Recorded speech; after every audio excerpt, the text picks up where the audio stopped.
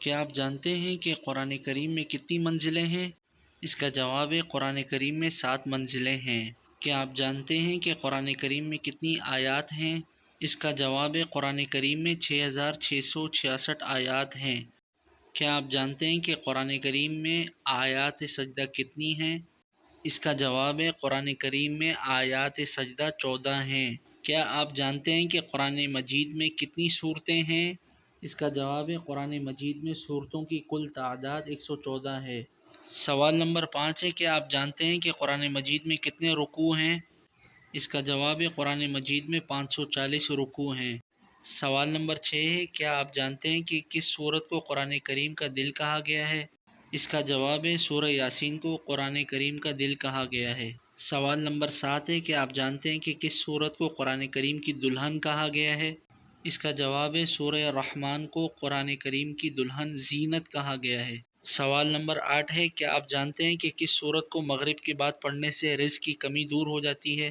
اس کا جواب ہے سورۃ الواقعہ کو مغرب کے بعد پڑھنے سے رزق کی تنگی دور ہو جاتی ہے۔ سوال نمبر 9 ہے، کیا آپ جانتے ہیں کہ کون سے نبی 40 دنوں تک مچھلی کے پیٹ میں رہے؟ اس کا جواب ہے حضرت یونس علیہ السلام 40 دنوں تک مچھلی کے پیٹ میں رہے تھے۔ سوال نمبر 10 ہے، کیا آپ جانتے ہیں کہ حضرت ابوبکر صدیق رضی اللہ تعالیٰ عنہ کے دور خلافت میں کس ملعون شخص نے دعوی نبوت کیا تھا؟ اس کا جواب ہے حضرت ابوبکر صدیق رضی اللہ عنہ کے دور خلافت میں دعوی نبوت کرنے والے اس ملعون شخص کا نام مسیلمہ کذاب تھا۔ سوال نمبر 11 ہے، قرآن مجید کا پہلا سجدہ کس سورت میں آتا ہے؟ اس کا جواب ہے قرآن مجید کا پہلا سجدہ سورۃ الاعراف میں آتا ہے۔ سوال نمبر 12 ہے، کیا آپ جانتے ہیں کہ اللہ کے نزدیک سب سے اچھی اور بری جگہ کون سی ہے؟ اس کا جواب ہے اللہ کے نزدیک سب سے اچھی جگہ مسجد اور سب سے بری جگہ بازار ہے۔